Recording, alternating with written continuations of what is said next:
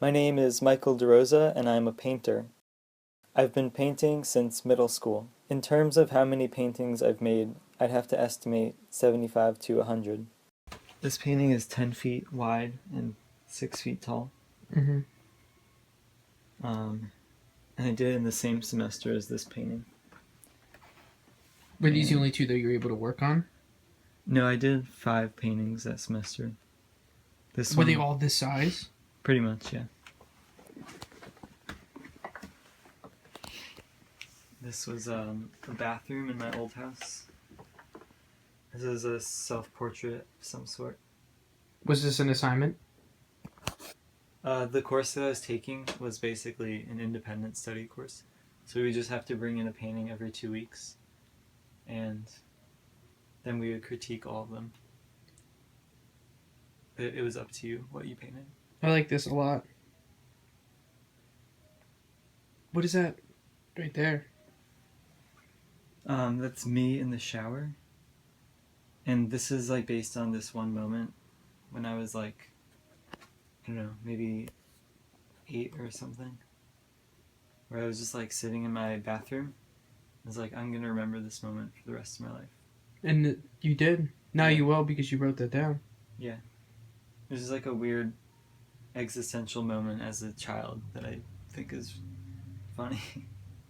But I sort of painted like myself in the shower, and then as I was painting it, it was like really late at night, and I was painting the countertop here. I started to see that like what I was painting sort of looked like me watching the bathroom. So this was another figure of myself. Really? Yeah. See, I wouldn't even pick up on that, honestly. But now I see it here. I do see it there. In early high school, I got really interested in Michelangelo, and it was one of his frescoes on the ceiling of the Sistine Chapel, the prophet Isaiah. I got really attracted to his style, and I copied a few more of his paintings. I was introduced to the artist Pierre Bonnard, who I related to because of his use of wild and hallucinogenic colors. This is one of his most famous paintings, his wife in the bathtub.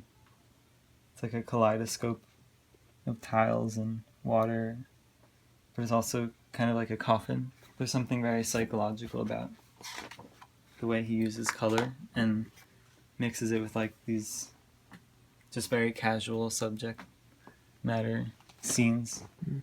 I related to that a lot because in my own painting I have red-green color blindness, so it's a little difficult for me for like painting humans because they sometimes come out green and other things come out strange. And so when I found Bonnard, who is another artist, making color and making absurdity his thing, I really related to that.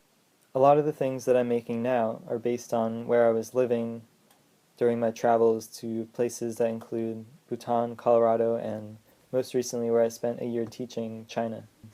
In general, I'm trying to weave together memories and resemblances between my home and the other places I came to call home.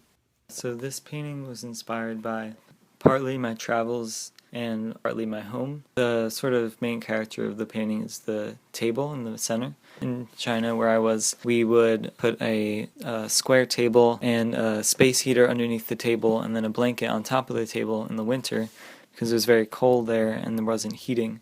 So I just have really great memories of being around the table and eating, snacking, watching TV, and having conversation, playing cards. One night, I had left my apartment to go teach, and then I came back at nighttime, and the table was still on, and it was glowing in the darkness. I just thought it was an incredibly beautiful image. But I also wanted to connect it to another memory that I have of, being at the table at my grandparents' house when I was a child and sort of feeling that same camaraderie. And in the back of the painting, there will be tomato plants coming out from the garden, and that's inspired by my grandpa telling me that this year his tomato plants in his garden were the tallest that he's ever seen. In terms of financially supporting myself, I don't want to financially support myself by just making paintings and selling them. I want to be a teacher, and I want to teach painting. I've already made the decision to stick with painting, and it was a tough decision. For me personally, painting offers an avenue to express my experiences and my emotions in a way that I rely on, that other disciplines don't allow for. I think the type of person I am needs that, and that's why I've gone on the path of the arts and of painting. And I knew when making that decision, this was going to be the more difficult path. But, shout out to Drake, YOLO. Testing. Mom, be quiet! Oh my god, We're recording! Action! Class, so you thought the project is over, right? Well, not yet. This was a requirement for this assignment, 3-point lighting system. Unfortunately, I couldn't get my subject to come here and do the 3-point lighting system. I also couldn't go and bring all this 3-point lighting system whatnot to him, so I hope you all enjoyed the project.